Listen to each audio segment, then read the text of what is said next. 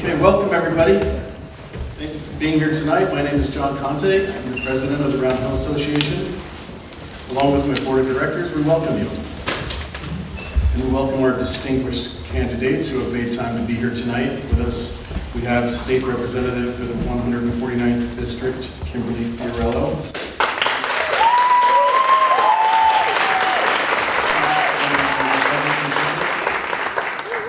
And her Democratic opponent for the position, Rachel Khanna.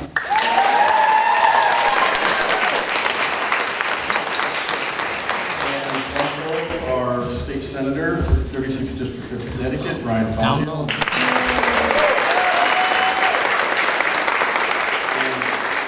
And his Democratic opponent, Trevor Crow.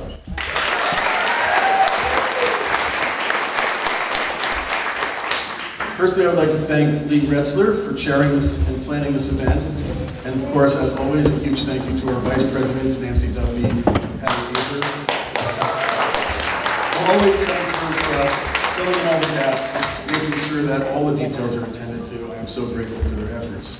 I would also like to thank our question collection team, Janet McKenzie and Mark Pruner, who read through all the submittals that you guys sent in and organized them into a concise set of topics that we hope will cover the issues most important to you. And thanks to our board of directors and committee members who have volunteered to help here tonight with running timers, manning the tables, and helping set up the event. And mostly thanks to you, our members, friends, and neighbors who we're here to serve. Politics is at the forefront of our minds this time of year as another election season approaches. So many issues of concern, and we are fortunate to have such a wonderful group of dedicated and caring candidates who are willing to step up and share their thoughts with us this evening. We hope to provide you with a great program that is informative and useful and helps you with the important decisions we have in the upcoming elections.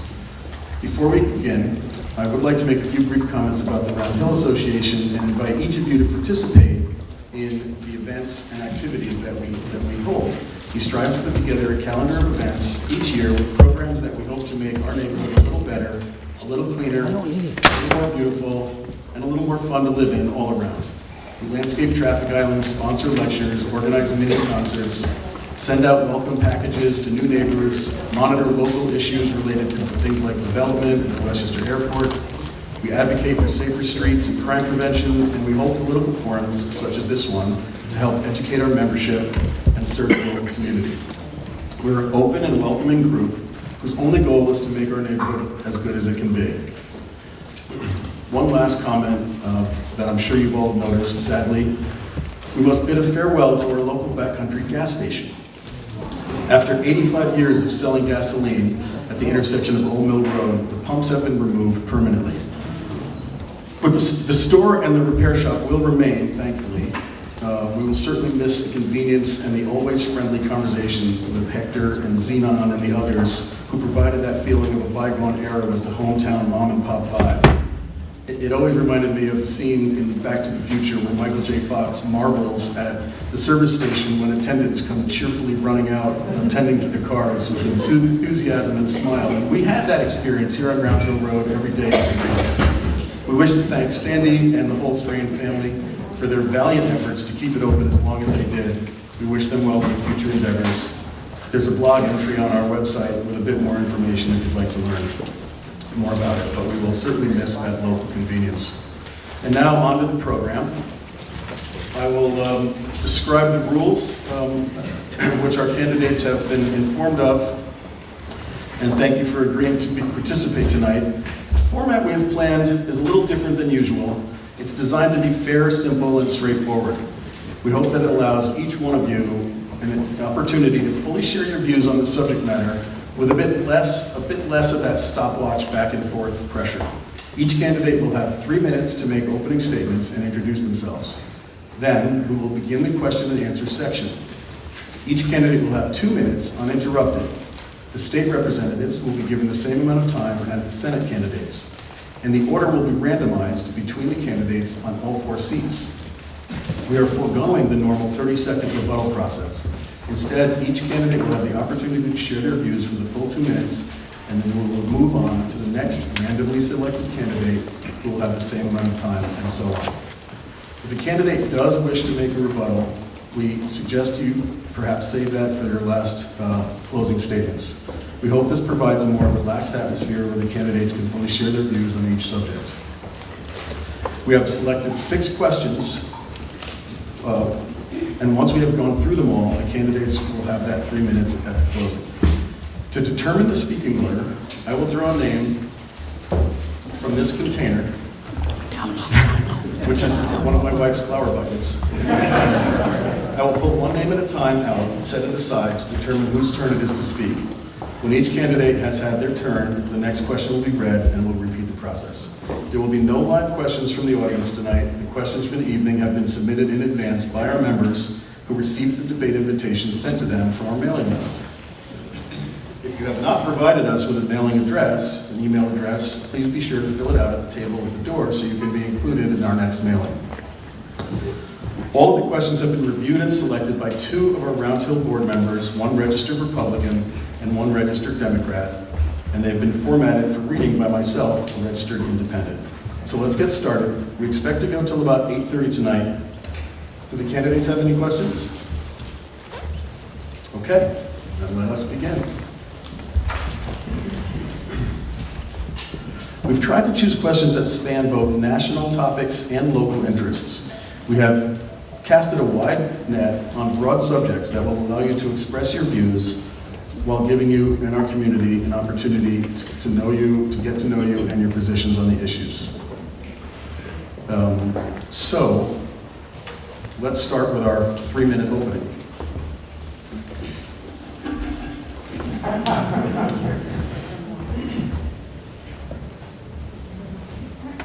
Ryan Fazio. Good evening. Thank you to the Round Hill Association and John for hosting us tonight.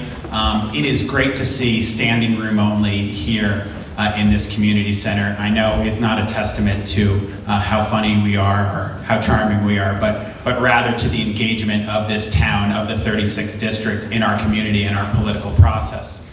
My name is Ryan Fazio, and I am honored to represent the 36th district in the state Senate, because this community is my home, and it always has been.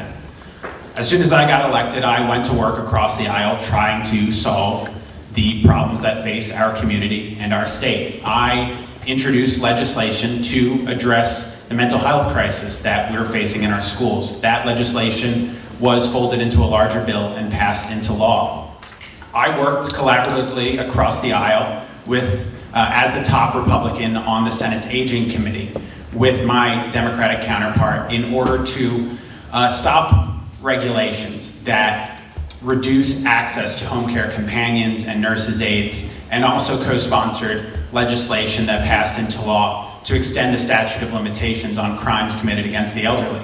And I worked hard in order to solve constituent problems that arose, including helping seniors secure FEMA aid when they had trouble doing so after the Isaias flooding that was especially prominent in Western Greenwich, helping constituents file and secure unemployment benefits when they lost their jobs and had trouble dealing with the bureaucracy, and many other issues. But as honored as I have been to serve, I'm even more excited and feel even greater urgency to run for a second term because of the immense challenges that our community and our state face over the next 2 years. Our economy in Connecticut is facing immense difficulty. The taxes are the 2nd highest in the country, and the cost of living is rising at a breakneck speed. We need to bring people together in order to reduce taxes on all families and streamline regulations to support small business and reduce the cost of living. On zoning, we need to change 830G, protect local control of our communities, our neighborhoods, and our housing. We need to protect the public safety, reform the police accountability that undermine public safety, reduce the rise of car thefts and shootings and homicides. We need to keep abortion legal in the state of Connecticut and maintain high health and safety standards for the industry.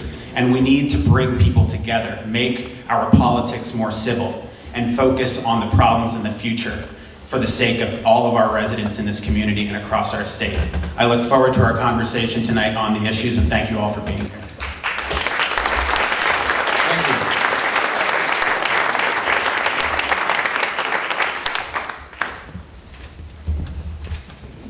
Rachel Kahn.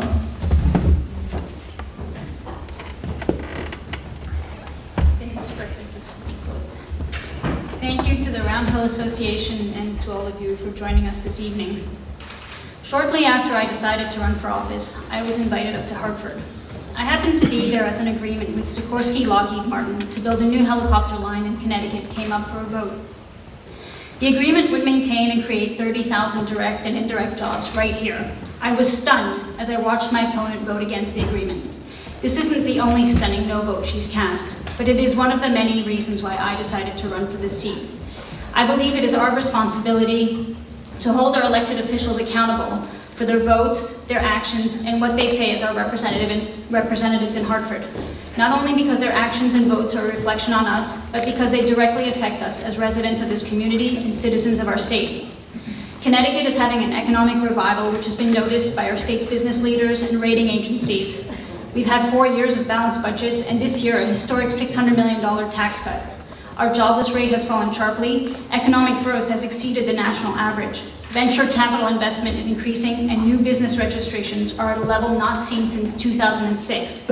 Over the last 4 years, we've paid down nearly $6 billion of our pension liabilities, and our rainy day fund is at its legal maximum of $3.3 billion. None of this is in any way thanks to my opponent. In the last 2 years, Ms. Fiorello has made many fiery speeches on the assembly floor, but she's accomplished very little that helps our community. In fact, she's done just the opposite. She's voted against money for our schools, police department, and community projects and organizations. She's voted against tax relief for poverty owners and seniors. She voted against the very fiscally responsible measures, balancing the state budget, paying down our debt, and fully funding our rainy day fund that have stabilized our budget environment and led to the 4 rating agencies upgrading our bonds to AA and A+. She's voted against women's rights, gun safety, the environment, and funding for mental health. She made the purposeful decision to join the Conservative Caucus, a splinter coalition of 15 members who vote no on everything. She's failed to deliver for us. I'd like to tell you who I am. I'm a mom of 4 young women, an entrepreneur, and a triathlete. I've lived in Greenwich for over 20 years, and during this time, I've been an active volunteer. I also served as a member of the RTM, working to make our community better by advocating for better fire coverage in Greenwich.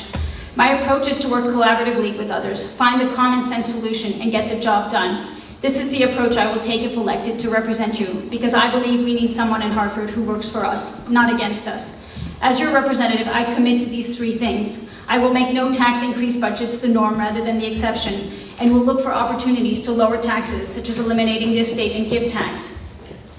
I will fight to find local solutions to our housing needs, and I will fight to protect the rights and freedoms that are now under attack in our country.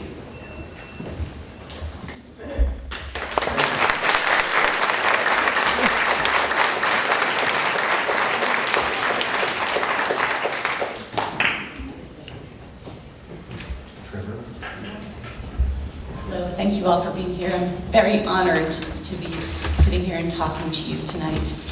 First of all, my name is Trevor Crow. I'm a woman. There's a few doors I've got to. They're like, where's Trevor? Yeah, it's happened. I'm a mother of 2. I'm a small business owner. And I'm an ex-figure skater. When I was younger, I saw Peggy Fleming skate, and I decided I want to do that too. From the time I was 7 years old till I was 18, I skated 6 hours a day. And that taught me grit and perseverance and how to get up and wipe yourself off and shake off all the snow and get back out there. I'm also a capitalist. I spent years on Wall Street. I have a Harvard Business School degree. And what I learned at Harvard Business School was what really makes America great is our entrepreneurial spirit, our collaborative work, our work ethic. And when we put our heads together, we can get anything done. That's why people like Elon Musk and Sergey Brin come to this country to start businesses. The other part of me is I'm a humanist. When my children went off to school in kindergarten, I decided I couldn't go down into the city. It just didn't have it in me. I wanted to be nearby them so I could pick them up if they got sick. So I got a degree in marriage and family therapy. And I have been a therapist now for 16 years. I love what I do. I do a lot of couples work, blended families, individuals, but altogether it's been 16 years of a great experience. What I want to do when I get to Hartford is put all those capabilities together and work hard for us, for our values, for what we believe in, right? We send a lot of tax dollars up to Hartford. I know we do. And I know we need to bring some more back here and invest in our infrastructure. We have a beautiful area here, and there's a lot of work we need to do. We have flooding. Our coastal cities are really at risk. We have rising sea levels. I want to work to help and mitigate that.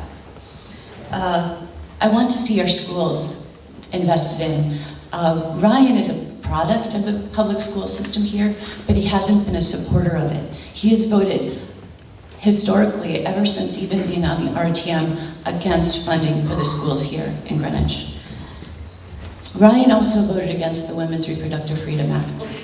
I'm a family from 4 girls. My mother marched in Roe v. Wade.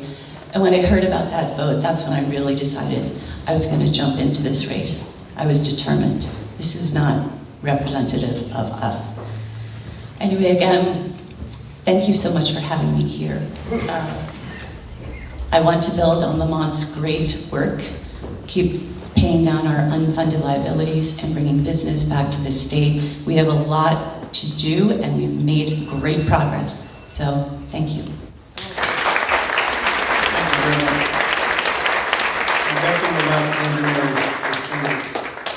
Thank you, John. Thank you so much to the Roundhill Association. It's really wonderful to be here. I'm State Representative Kimberly Fiorella, representing this area that covers Greenwich and Stamford. I want to tell you tonight why I'm running, what I've accomplished for you, and what I plan to do in the second term. Why I'm running is I love good ideas, and good ideas don't implement themselves. They need a champion. And in Connecticut, up in Hartford, I love to go up there and fight for the good ideas that don't look to solve our problems through the blunt and bloated tools of government, but to rely on the ingenuity and creativity of free people and free markets. What I've accomplished for you, and I think what's on your mind is, can she stop bad bills? And can she pass good bills? And the answer is yes. Yes, I can, and I have. When it came to the topic of zoning, which is such a complex and esoteric topic, and there were so many bills coming at us on zoning. Who knew that zoning would become such a big topic in our state? But it did. And I read 13 of those bills, ranging from expanding housing authority jurisdiction to the fair share housing bill, which was many more complex percentage mandates for our town, to the transit-oriented development. All of these bills sound good, and on their own, they may be good ideas, but when you read them, the implementation would harm our town. I wrote op-eds, I held informational Zooms, hundreds of emails that I respond to, and you responded. It was thanks to everyone like you, and I know I see many faces who did come to the testimonies, the public testimonies and the hearings, and together we defeated those zoning bills, and what did passed with an opt-out that we are exercising. And good bills. I can pass good bills. When I got up there, I did talk to a constituent from Greenwich and her daughter, and they talked to me about a food donation bill from New York. So I said, yes, let's do that in Connecticut. I went up there, I co-introduced that bill, and turns out the Democrats had already been working on that bill, but couldn't get the Republicans to the table because of mandate language, mandating supermarkets to donate. So I helped to change that mandate to a mandate that's more agreeable to the Republican side, a mandate to educate, a mandate to persuade. And that bill passed unanimously, and a resident from Greenwich is now serving on the task force to implement the food donation bill. It might seem like a small bill, but small bills are good because they're clear, they're understandable, and let's see if it makes a big difference. What I plan to do in the next session, I look forward to talking about the economy, education, zoning, and crime. Thank you.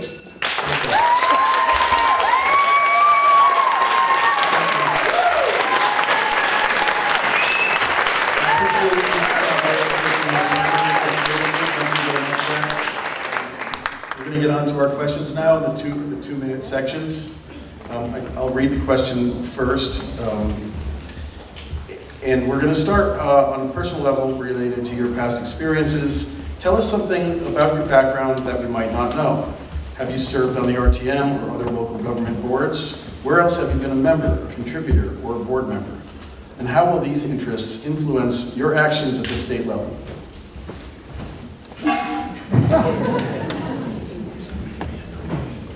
First question goes to Trevor Grow. Thank you. I've served on the board of the Center for Family Justice. I care very much about domestic violence and protecting those who are under the stress of that. I have counseled couples and individuals that have dealt with that.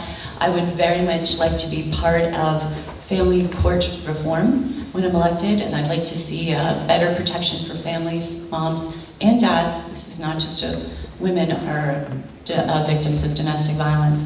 I also served on the board of the Pequot Library, which is a jewel in Southport. Absolutely adore that place. They have an incredible collection called a special collection. It's amazing. If nobody has heard of it or seen it, please go to the Beinecke Library. But I care very much about preserving our past, our history, and this is something we've done very well with the Pequot Library. I'm also, I think I'm off the board right now of the visitors of WSHU, the NPR affiliate based at Sacred Heart University, and that's been a lot of fun. I've learned a little bit about journalism, and I helped coordinate and get the building built for them. So that was very exciting. Lastly, I was in the board of deacons at the Southport Congregational Church. It was incredibly an honor to be part of that. And again, all of those pieces come together in my commitment to the community, to my neighbors, and how amazing it is when we all get together and work out problems. So I would love to continue that kind of work right here. Oh, the last thing I was involved in, and is now up and running, it's called Fairfield Cares, C-A-R-E-S. And we were in a very early time starting to be concerned about mental health for kids. This is about 12 years ago. And again, same sort of issues. I would be happy to bring that type of initiative to this area because, again, I see this every day in my work, just how brutally impactful the pandemic was on our kids, but also on adults. And I believe very much in what we can do to help mental health. Thanks. Thank you.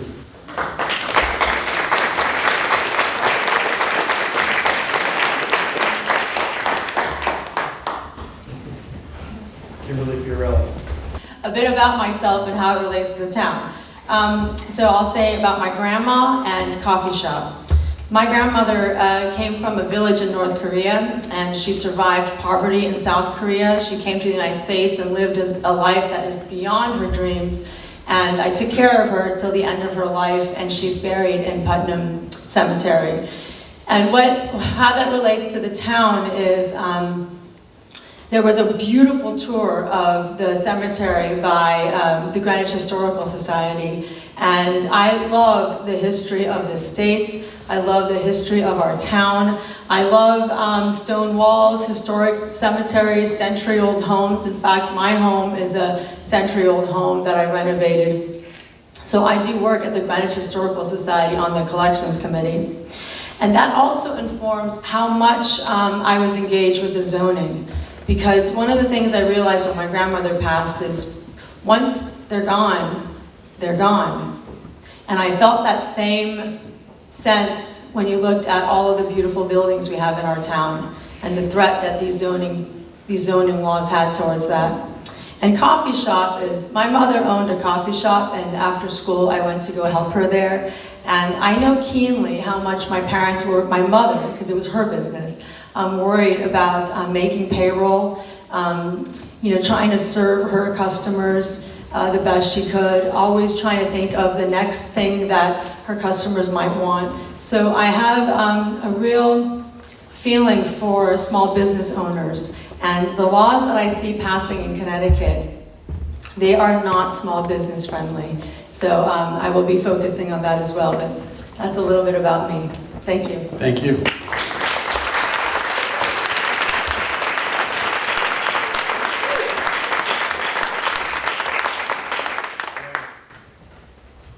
Thank you. I became very interested in education policy as a means towards economic opportunity and lifting people up. I got involved in a network of charter schools which are focused on serving low-income communities, inner-city communities, back in my early 20s, and started volunteering for them. I initially did so because of my intellectual inclination towards the policy reforms that help provide opportunity, but I also started volunteering as a tutor, and the connection I built tutoring the kids was deeply moving. And there was, I remember there was one kid early on who, again, from a very poor community in the Bronx, and he said, he was explaining his experience at the school, and he said, before I got into this school, I just thought about girls, I just thought about hanging out with friends and goofing off and doing marginal stuff. But then when I joined this school, I began to think about the future. I saw hope for myself, and for 7 years I spent Saturday mornings tutoring in that school, and that's part of the reason why I chose to be on the education committee. Because in the aftermath of COVID, seeing 20-30% proficiency in some of our inner city schools in this state is just unacceptable to me. And I have seen firsthand in low-income communities how a great education can provide opportunity, can provide hope. And I think every kid deserves that. And so we need high-quality schools for everybody, no matter their station in life. That's a matter of all sorts of policy levers, but it starts with high standards. It starts with the belief that every kid can succeed. And I believe it's the obligation of this community, of this state, to provide a great education to every single kid in need. We can do that, and that's why I joined the Education Committee, and that's what I'll be focused on in future terms. Thank you.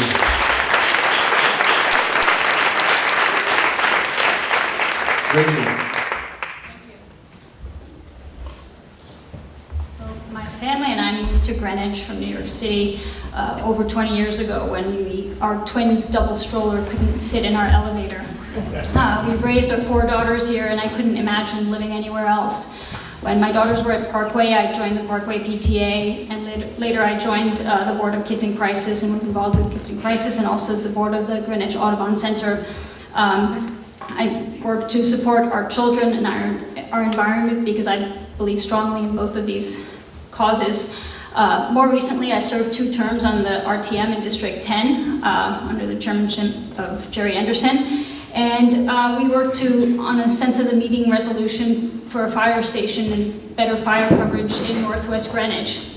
And I worked collaboratively with fellow members in District 10 and also fellow RTM members across town to achieve a goal of increased public safety in our town.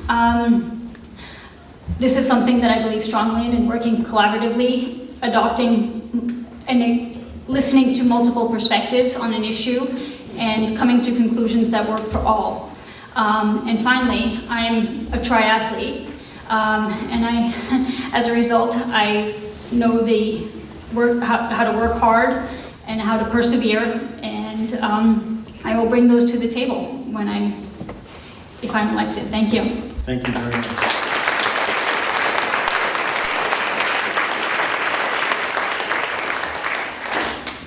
Okay, next question. As a coastal community, climate change will affect our town directly due to rising water levels and increasingly frequent extreme weather events.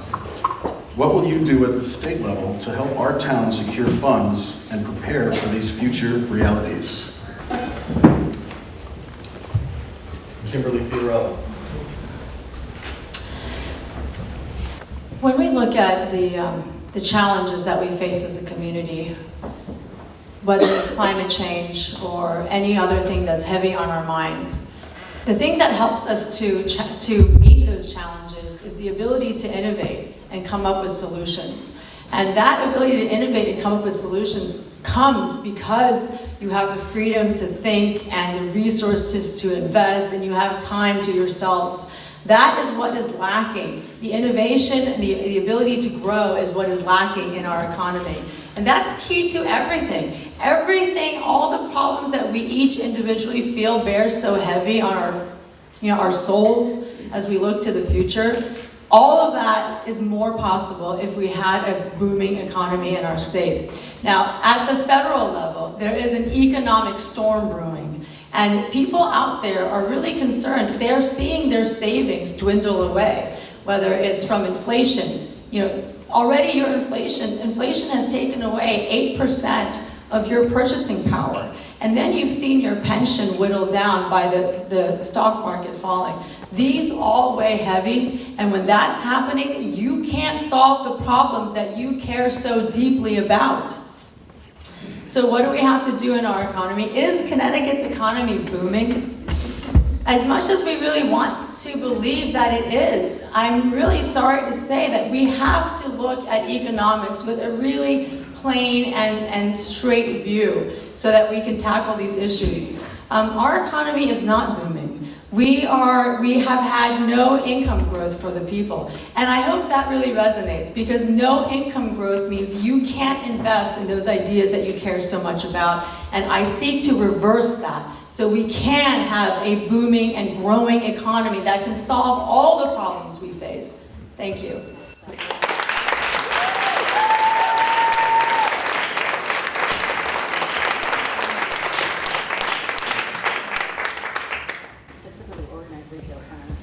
Okay, on climate change, Rachel Connor.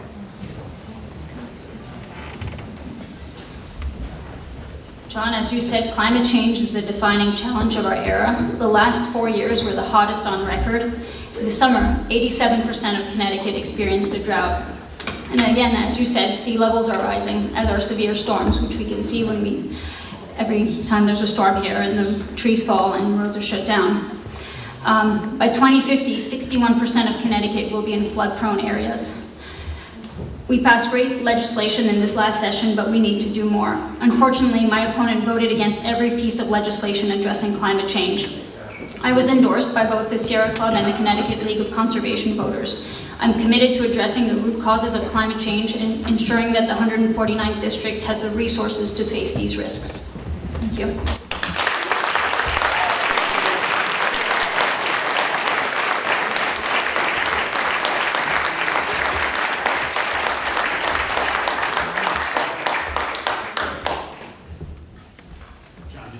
I did say you run. We need an energy portfolio in this state and in this country that is three things: as reliable as possible, as affordable as possible, and as clean as possible. We also need to deal with environmental impacts of a changing climate. I co-sponsored legislation called the Climate Resiliency Bill, Climate and Coastal Resiliency Bill, that passed into law in a bipartisan fashion that directs DEEP, which is the Environmental Protection Agency of the state, to dedicate more resources to coastal resiliency. And that's especially important for my district, which is a coastal district. So I also sat in a meeting a few weeks ago down at Todd's Point with Senator Murphy and other stakeholders locally in local governments to try to discuss what a plan of action would look like to dedicate more resources to coastal communities to ensure that we're protected from any environmental fallout of storms, flooding, and so on. So I think that was a positive piece of legislation that I was proud to be involved in. I also co-sponsored legislation that passed into law which permits the power plant, Millstone, the nuclear plant in southeastern Connecticut, to expand beyond its current scope. It's the reliable, clean, base load source of energy for the state. It provides about 40% of the state's electricity. That's especially important in years to come as we see energy costs go up. And it's obviously also clean. So ensuring that we have policies which encourage safe, reliable, and affordable nuclear technology are equally important. I spent about half my career in the renewable energy space, so I think I understand both the challenges environmentally as well as economically of expanding and scaling reliable, clean, and affordable energy. I also am a champion of community solar, which will reduce the costs of generating solar in our state, make it more affordable as an intermittent source of energy. So we need an all of the above clean energy strategy for this state. Thank you, Rob.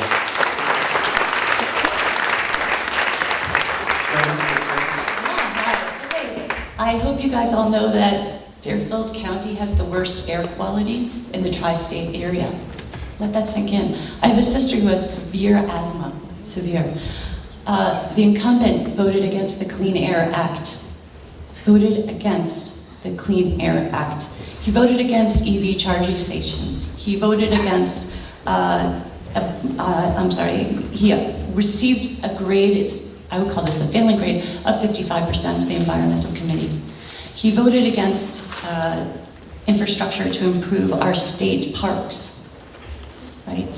So we need real plans.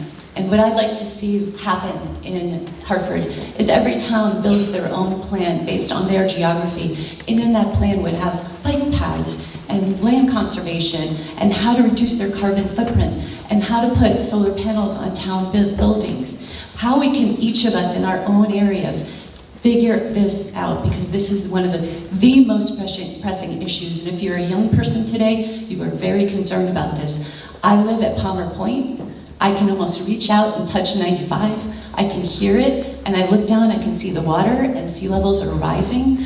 I am very aware of how important this issue is, and I would like to see us work on EV charging or more electric vehicles. I don't know how many people in here would like to have one. I think it'd be great.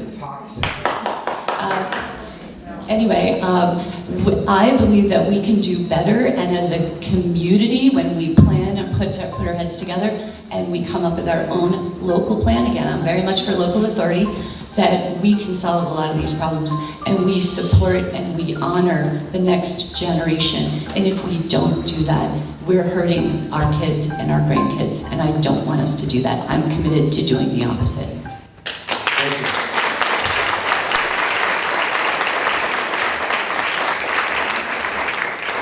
Next question is on gun control. Connecticut's assault weapons ban, which was passed in 2013 in the wake of the Sandy Hook tragedy, is being challenged in court. The plaintiffs claim violation of the Second Amendment. This case comes in the wake of the Supreme Court's June findings limiting restrictions, thereby making it easier to obtain a license to carry a concealed weapon in New York. Where do you stand on the direction of these cases, and specifically Connecticut's semi-automatic weapons ban?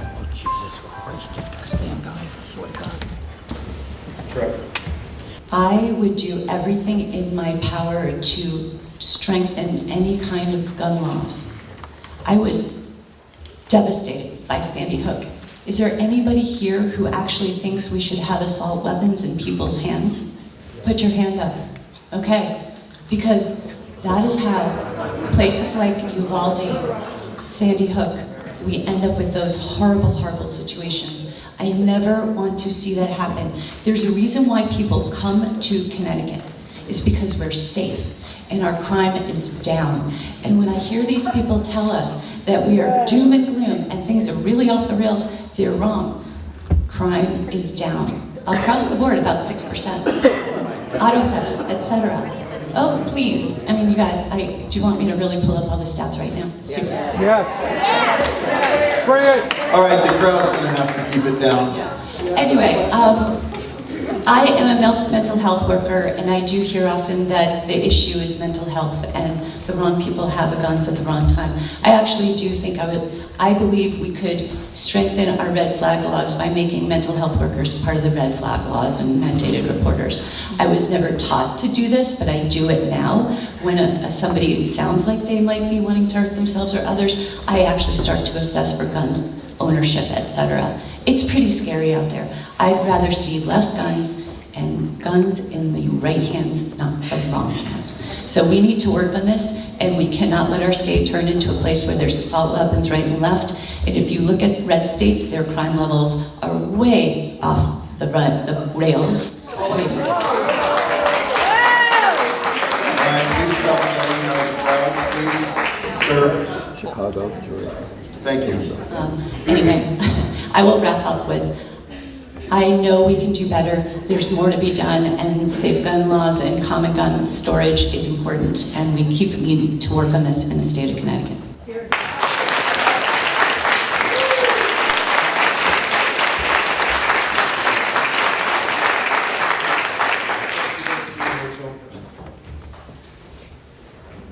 When I heard news of a lawsuit by 2 members of the Conservative caucus to reverse our assault weapons ban, I was in shock.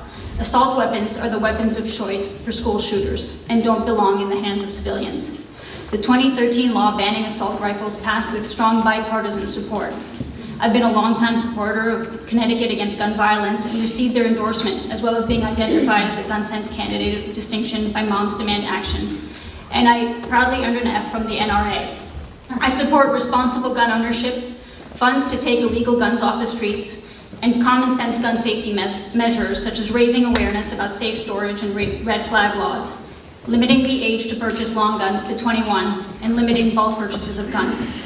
We all want our communities to be safe and to know that when our kids go to school, they will be safe. And I'm committed to making Yeah, that I didn't sign a happen. waiver to be on film.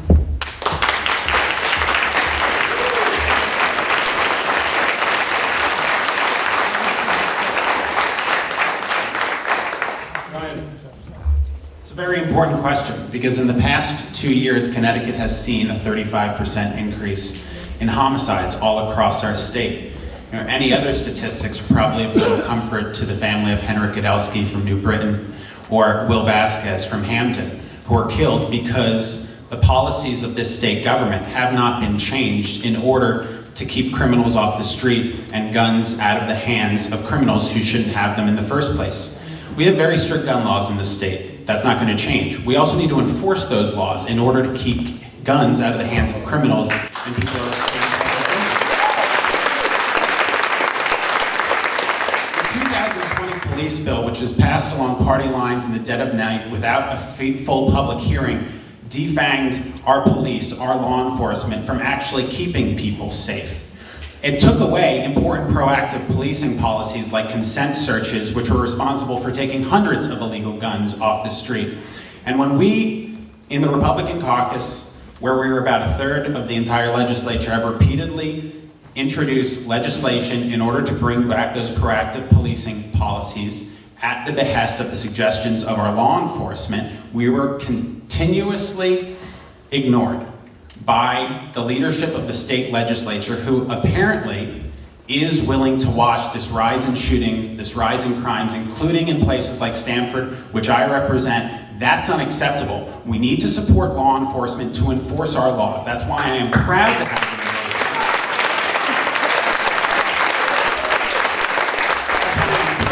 the endorsement of the Fraternal Order of Police of the Stamford Police Association and other police organizations in my recent campaigns. And it's also why we need to stop the Democrats from winning a supermajority in the state legislature, where the head of the Senate Judiciary Committee has a bill proposed before the legislature to ban school resource officers across our state. That's unacceptable. We need to fight it.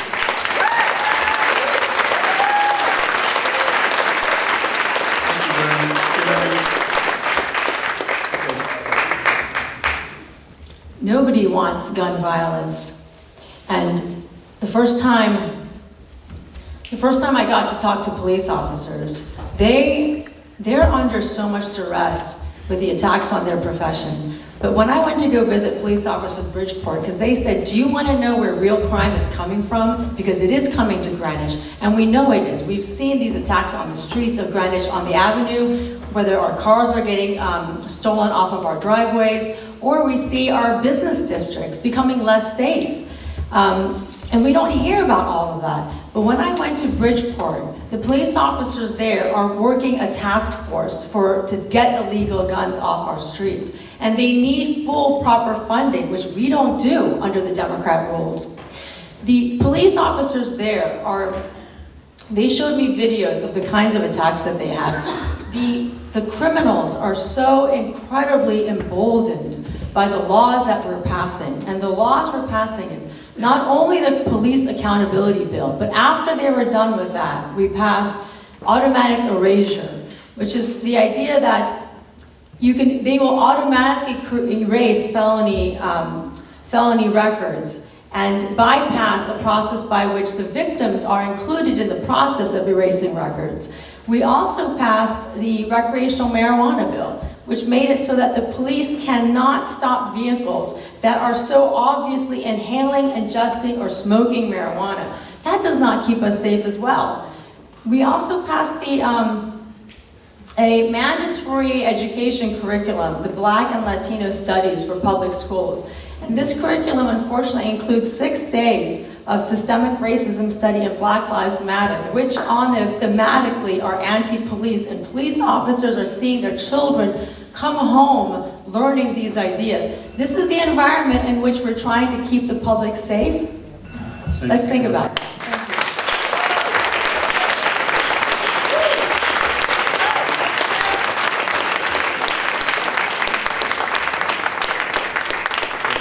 On to the next question. With the Supreme Court ruling on Roe versus Wade earlier this summer, there has been a wave of states around the country where abortion is no longer available. Connecticut took a step this session to increase abortion providers and to protect them from out-of-state litigation. How does this affect our state, and what is your position on this new legislation?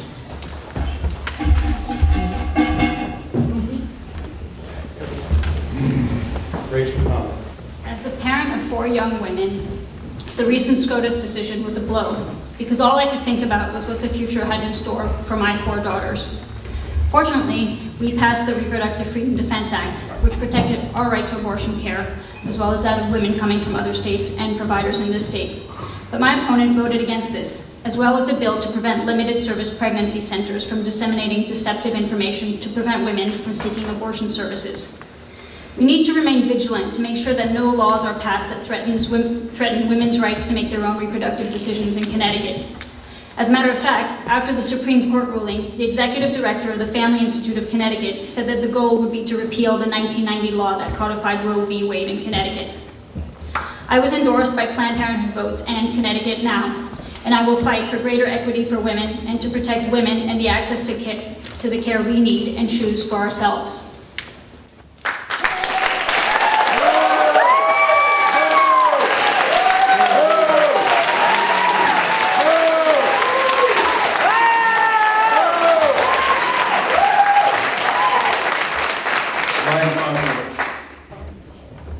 There's broad bipartisan consensus in Connecticut that we need to keep abortion legal in the state of Connecticut. That's my position as well.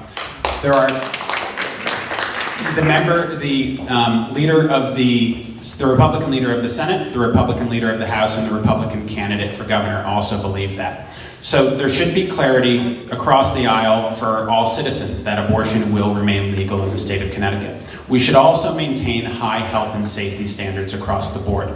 That was the concern with HB 5414, and it's the reason that 17 Democrats voted with most Republicans against the bill.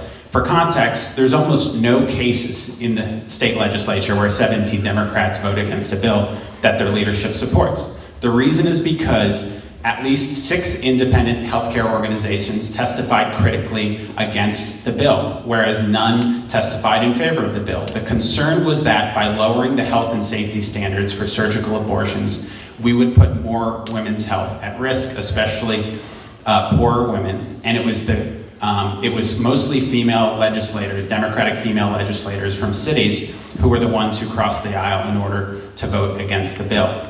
Beyond that, I submitted legislation at the beginning of the term, before any Supreme Court litigation, that would expand and improve access to contraception across the state of Connecticut in a manner that was tried in a few other states with great success. It's also important that we prevent unplanned pregnancies to the greatest extent possible.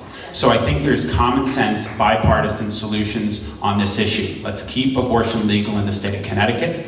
Let's maintain high health and safety standards, and let's improve access to contraception.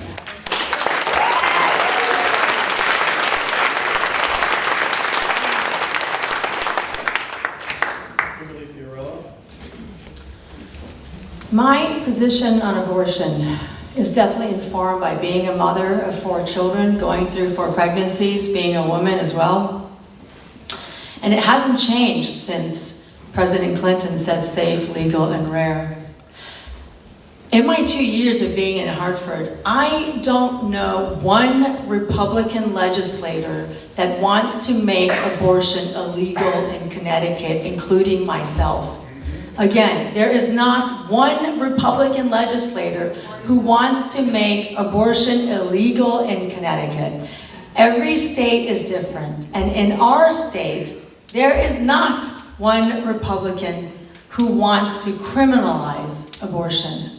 The conversation on abortion and why I voted against 5414. And I wish you could be in the room when the Democrat legislators opposed that bill, because you could have dropped a pin when you heard one of the Democrats speaking.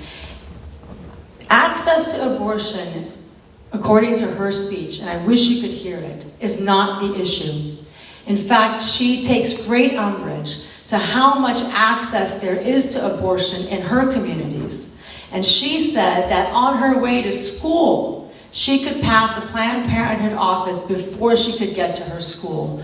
So she took great umbrage at the legislators who were passing this bill on the case of access. And then on the case of safety, this was about having midwives and nurses perform surgical abortions. Having been pregnant, pregnancy is a serious medical event.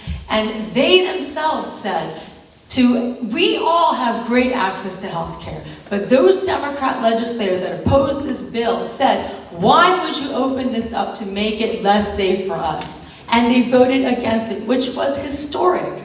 So thank you.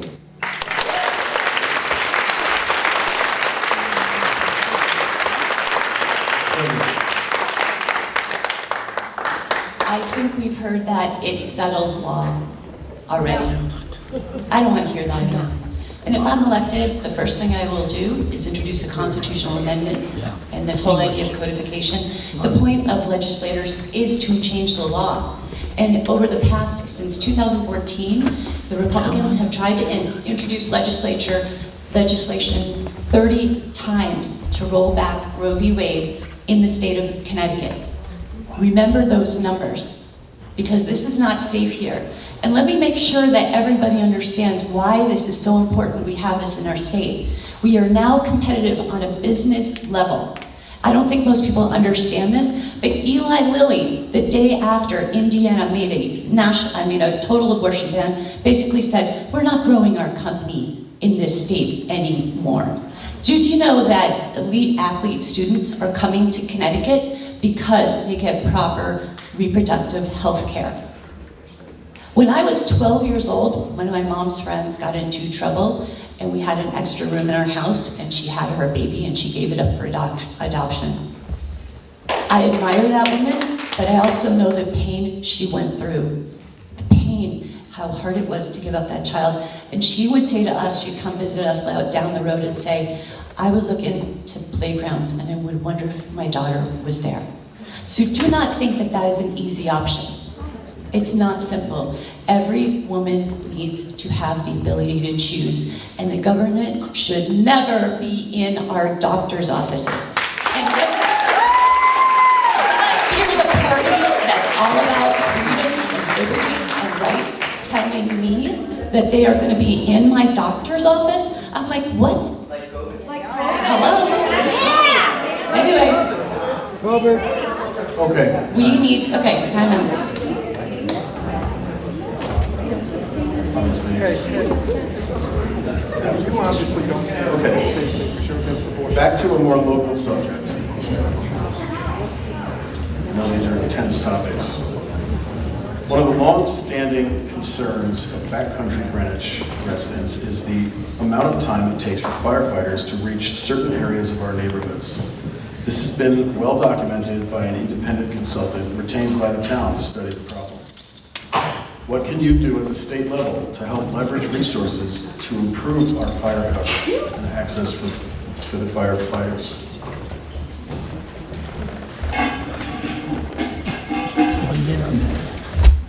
Thank you.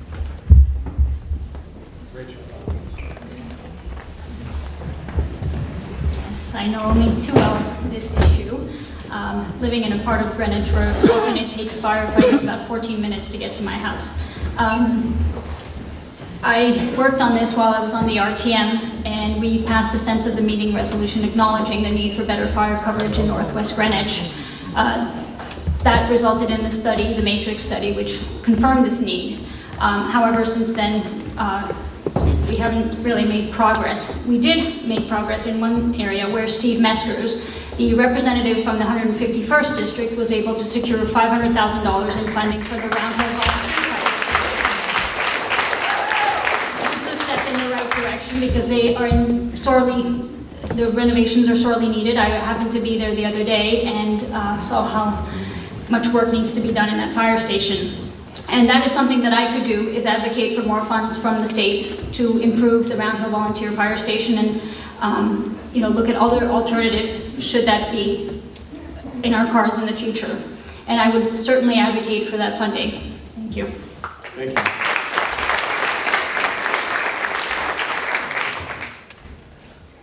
Ryan?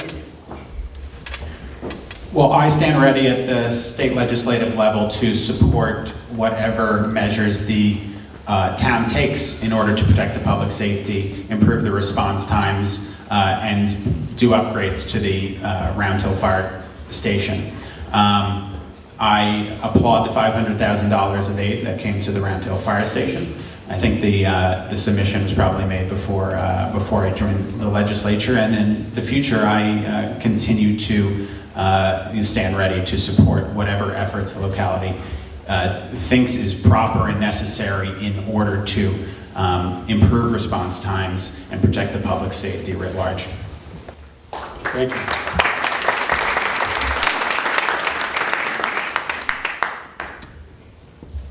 Trevor Crowe?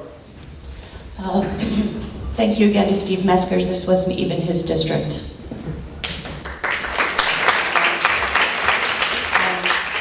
Ryan was on finance and bonding, so not exactly sure where that happened. But I agree, we need to absolutely invest in our infrastructure and make sure that response times are good, reasonable, and safe for everybody involved. I also want to support the firemen in different ways. There are areas that we really need to help them out. Apparently their training academy needs better paid trainers. The people who are actually doing the teaching now don't get paid as well as even the online firemen to this day. Also, our firemen and women need better washing machines because when they're out and they're using their chemicals, they're carcinogenic, and we need to pay and help our firemen and women to wash their clothes. They're apparently very expensive and large, and we need to make room for them. But we need to support the people who are first responders with everything we can. So I see a future where we put our heads together again, when we collaborate and we solve problems, we can do this. And thank goodness for our first responders. I have total and complete respect for all of you. Thank you.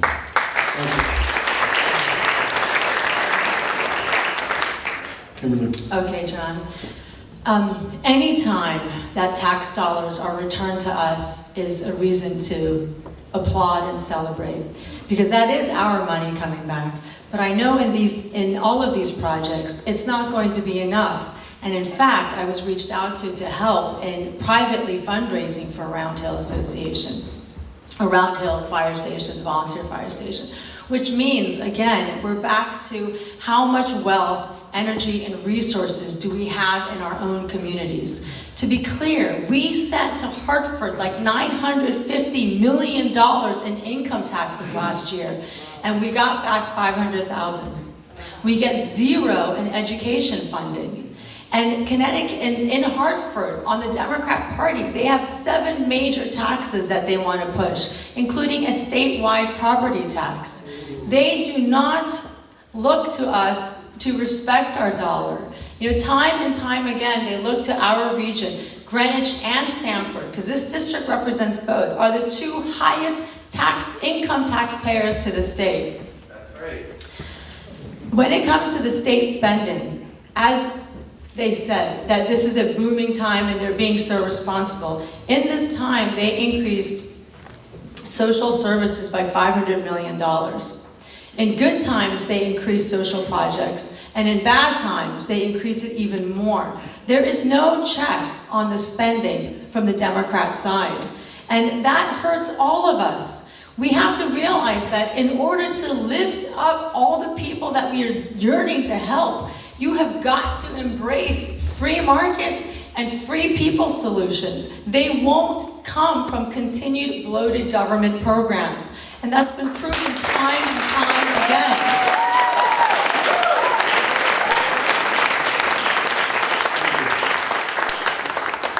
Okay, we're on to our last question, which is about taxation. Greenwich taxpayers carry a large percentage of the state's budget, but it often gets proportionate in return, as the state's financial needs devour this revenue, with high-cost projects slated for the near future, such as school renovations, major roadway projects, stormwater and flood management projects, and other vital town infrastructure needs. What can you do to make sure Greenwich gets its fair share?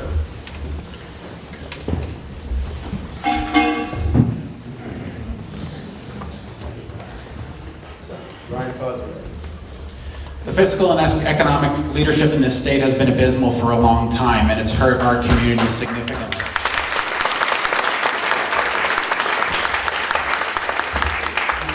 And I would also like to preempt, I think, some of the comments you'll hear from my Democratic friends across the aisle. We've seen the movie before where at election time, Democratic candidates for office in Fairfield County say they're for fiscal responsibility and tax relief. In 2015, a gubernatorial candidate from Stamford ran for office saying that he was against any further tax increases, and then he increased income taxes and chased GE and other companies and jobs out of the state. In 2018, my predecessor said she was for cutting taxes on all families, except she voted to raise taxes by $650 on the average family in this district. The other state senator from New Canaan, a Democrat who's campaigning for my opponent recently, said he was a fiscal conservative when he was elected to office in 2018, and yet he voted to raise taxes in his very first year by over $1 billion per year on the Connecticut taxpayer. We've seen this movie before, and we can't make the same mistake again. We need to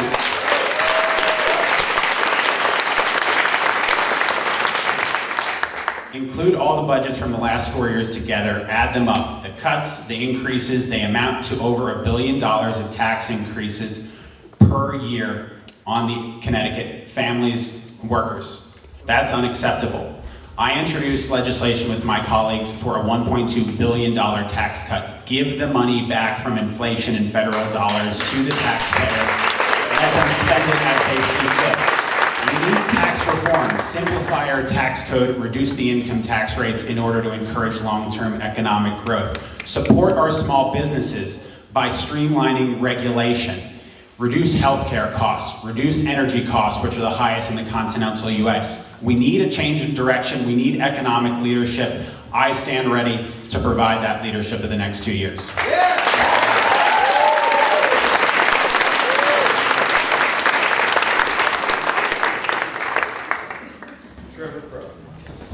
Okay, we have 100,000 jobs that are unfilled in this state right now. Think about that number, 100,000 jobs unfilled. We need to teach people how to do these jobs. They're high paying, but they're also high tech. They're nurses, they're machinists. There's a whole bunch of things we need to do to grow our economy. The incumbent voted against increasing community college and also against technical schools. I believe we need to help our young people get on their feet and grow our economy and fill these jobs. So what I'm telling you is there are incredible companies coming to the state right this minute. You guys maybe have heard of David Lehman, but he's a rock star and he's really he's identified fintech, biotech, and aerospace. These are the areas that we are really, really good at. We have world-class machining here because of Sikorsky. As a result, we're seeing jobs come to the state. Amazon just announced 3,100 jobs are coming here. We have a company from Dublin called Neritas, and they do microbiology medicine. We have companies coming here that are looking for the draw of Connecticut, which is our beautiful education system. We cannot defund our education system. We got to support our teachers. We have to help our, I'm off a little bit. I want to also point out that the incumbent talks about affordability. He voted against a historic $640,000 tax cut this year that gave people car tax, property gas tax, holiday, child tax credit, more, and helping families with their mortgages, against free bus service. Pardon me, we're done. Thank you.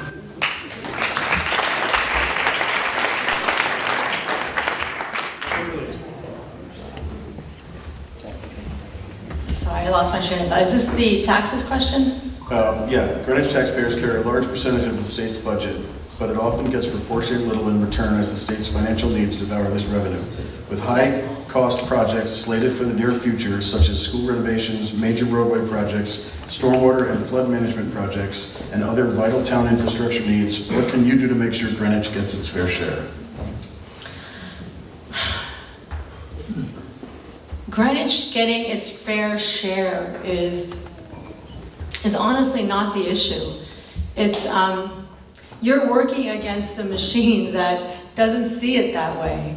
And the true fight is to ensure that they don't take as much in the first place.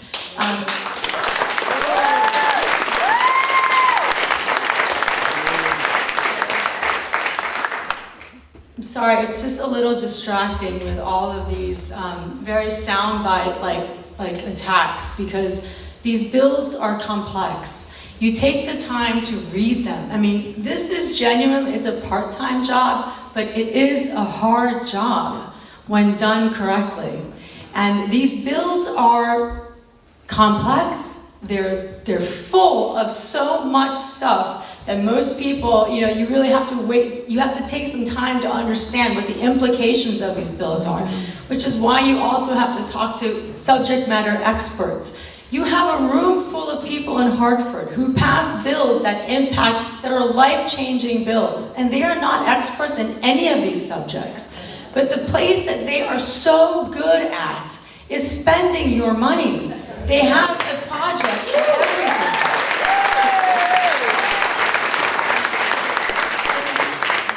And that's the God-honest truth. Are the programs good? Maybe, but there's no accountability for them. If they're not any good, do we stop and pivot and try something new?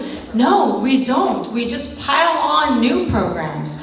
This $600 million historic cut, when you go knocking on doors, there is no one out there that senses a historic tax cut, because it is not a historic tax cut.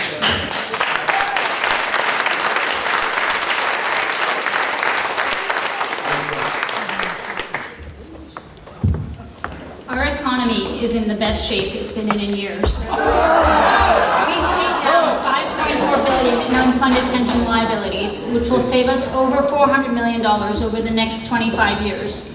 Our rainy day fund is at its legal maximum, which means we are well positioned to weather an economic downturn or other pandemic. Rating agencies have noticed and have upgraded our ratings to AA and A+.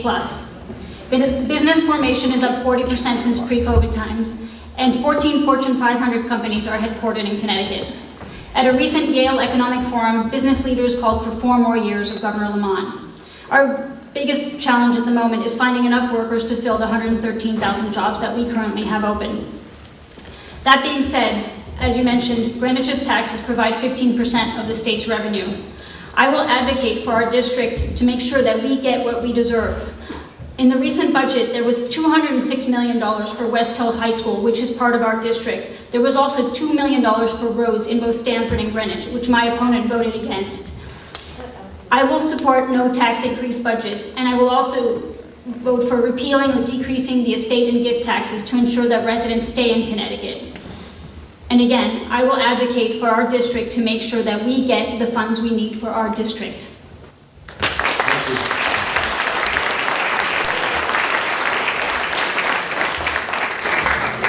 Okay, those are our selected questions, and now I'm going to put your names back into the flower bucket, and you'll each have a 3-minute closing statement, like Monty Hall.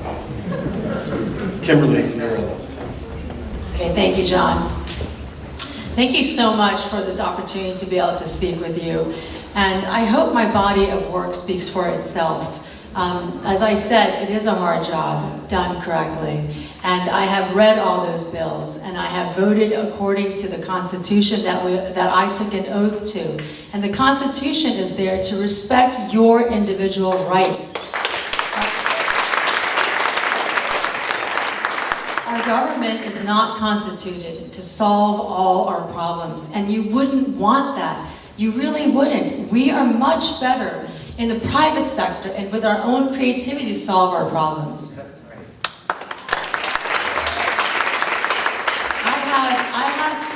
relied on my own intelligence, but relied on subject matter experts to inform my votes. And when I find great subject matter experts, I have brought them to you. I have held more than 11 different town hall meetings so that not only can I have access to information from thought leaders in our community, but you have access, so you can ask the questions as well.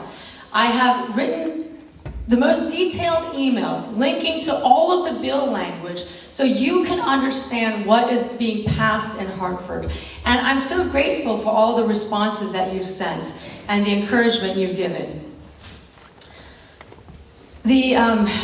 I have been endorsed by the Connecticut Realtors, the Small Business Association, National Federation of Independent Business, and the Stanford Police, and other police organizations.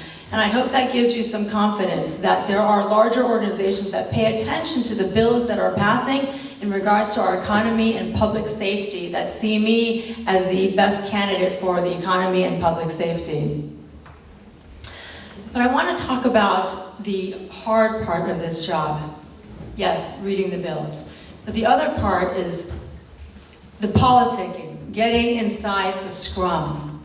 And what you will see from me is I always want a fair and honest conversation. I will never parody or mischaracterize my opponents on any bills. I wouldn't do that on any public policy idea that they bring forward. I wouldn't do that to any opponent. I didn't do that 2 years ago. I don't do it now, and you will never see me do that in the future. And the reason is, I so appreciate that, but you're eating into my time. The reason why I don't do that is because I want people to be engaged. You cannot be afraid of politics. You have to want to raise your hand and have a voice and not be afraid. And so you will never see that. And at the end, you will hopefully pass out one of these. This is an endorsement from a Democrat leader and also the former director of the Fiscal Analysis Office. Thank you, and I Kim. hope that's to my credit. Thank you so much. Thank you.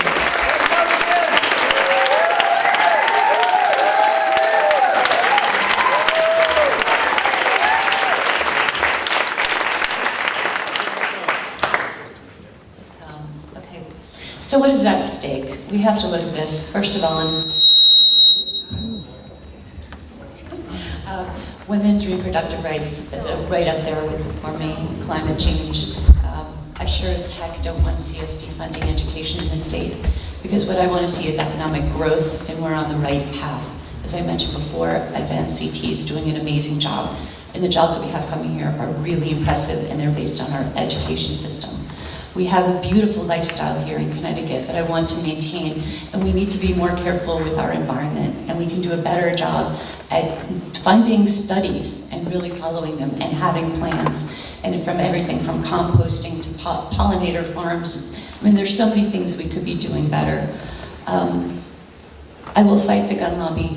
I absolutely believe we do not need guns in the wrong hands, and I believe in background checks, and I will support hard anything for that. I do believe in SROs in schools. I am not against policemen. I do believe in body cams and dash cams. Ryan voted against them. I believe that we need to work on our infrastructure. Again, our colleagues here voted against $206 million for our school system, against $2 million for our roads. We need investment. We need money from Hartford coming back here, and including the federal infrastructure bill with it, which is going to be another $4.6 billion investment into our state. And we need to work on our roads, our trains, and our grid. We need to work with Eversource to bring our utility prices down. There was a good bipartisan effort, but we need to keep working on more regulation from Pura. Eversource is making double-digit profits this year. That should be passed down to the customer. I really believe we can work on this on the state level. I will put our children first, and that goes for school safety and gun safety, but also investment in their infrastructure of their schools themselves. Our schools in Greenwich, we saw an article this morning, $122 million we need to invest in the schools. We actually had a ceiling fall in North Miami last year. That's just not okay. And if the incumbent was a leader, he served on the RTM years ago, maybe we wouldn't be seeing this kind of a problem. These infrastructure investments in the school system in Greenwich might have been better caught up, better maintained, better stewardship, if you will. So here we are, we're looking at a situation where we're having millions and millions of dollars to get the schools back up and running, or at least ADA compliant, let's start there. And we need to do it fast. And we missed an opportunity with almost zero interest rates. So we need to work on a lot of things. And again, we have storm clouds coming, there's no question. We're all feeling the pinch on inflation. Okay, thank you very much.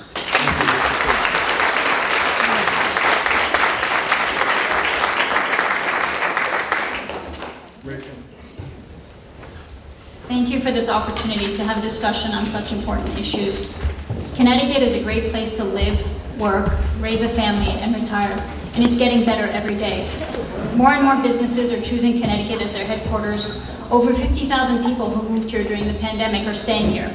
Our economy is turning around, and fiscal responsibility has been restored to our state government, thanks to the fiscal prudence and leadership of Governor Lamont.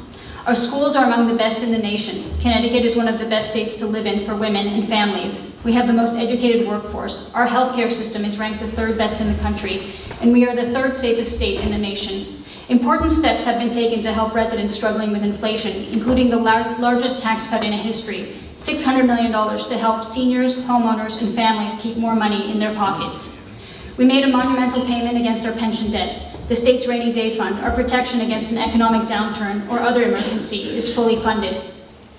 These measures, including 4 years of balanced budgets, have captured the attention of all 4 ratings agencies and business leaders who recently convened for a leadership forum called for 4 more years of this. I couldn't agree more, and I will partner with Governor Lamont to continue this progress. That's why I'm running for state representative. We need to keep the progress being made on restoring our economic vitality and health going. We need to make balanced, no tax increase budgets the norm, not the exception. As we continue to build upon our success in stabilizing our economy and fiscal health, we need to turn our attention to cutting and eliminating taxes, such as the estate and gift tax.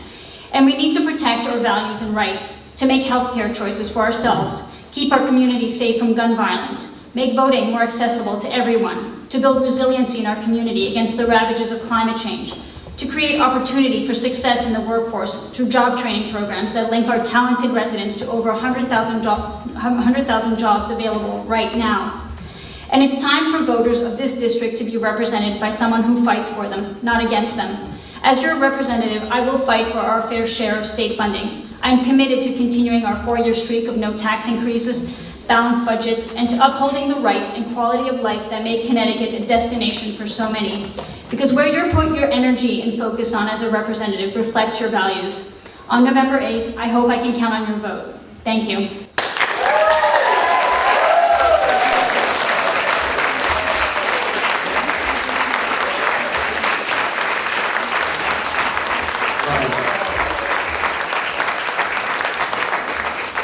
Thank you to the Round Hill Association, thank you, John, and thank you to everyone who attended this important discussion, including my colleagues, my friends from across the aisle.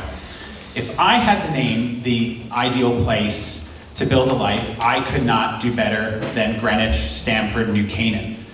We have good people, an educated workforce, natural beauty, prime location.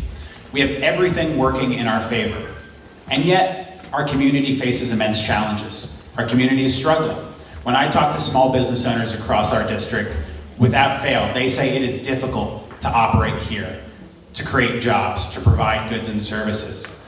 One from Costco told me recently that she constantly thinks about going out of business and would if not for her employees and her customers who she wants to support. A tech business founder in Stamford said without a doubt it would be more profitable for him to move to a different state, except he loves Stamford and wants to stay here. A plumbing small business owner told me recently that the deductibles he faces on healthcare for his family and for his employees are through the roof, totally unaffordable. He's struggling to get by. We need to send help to Hartford. We need a positive change. If you think that the situation that we face in Connecticut in this community today is the best that we can do, I understand why you'd want to deliver large majorities to the people in Hartford. But if you believe that we can do better, I might suggest a change. I do not understand for the life of me how we haven't talked about local control of our town's planning and zoning tonight. But the idea that we can be governed more effectively by Hartford than we can govern ourselves here in Greenwich, Stamford, and New Canaan is an offense to common sense, and yet 830G stands. I was the only member of the state senate this term, to submit legislation to change 830G and increase local controls of our town's planning and zoning. And I was happy to co-introduce that bill with Representatives Aurora and Fiorello. There are at least 10 different bills in order to further undermine our local control of our planning and zoning and neighborhoods, including a bill to double, basically, the 830G requirements.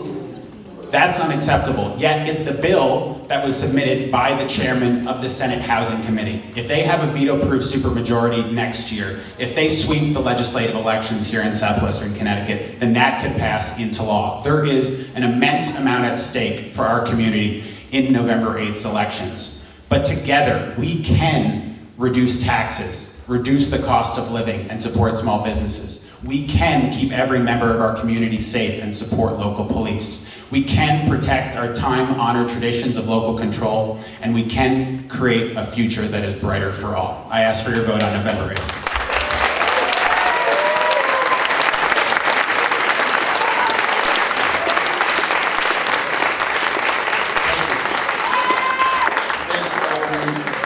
Great job tonight. Appreciate your efforts, your views, and I want to ask the crowd a question. But first, I want to say how proud we are and honored to have been able to hold this event. I believe it's the only opportunity for this group of candidates to be able to address the community, and so we're very honored to have been able to do that.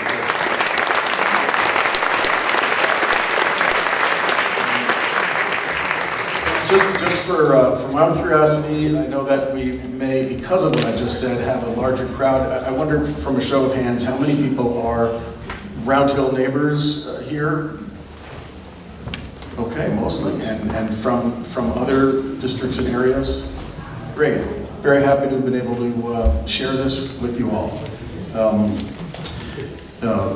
Consider joining the Round Hill Association. Our website is full of interesting information, and the programs that we hold are for all and for fun. So that concludes our program. Thank you all for coming. Have a good night.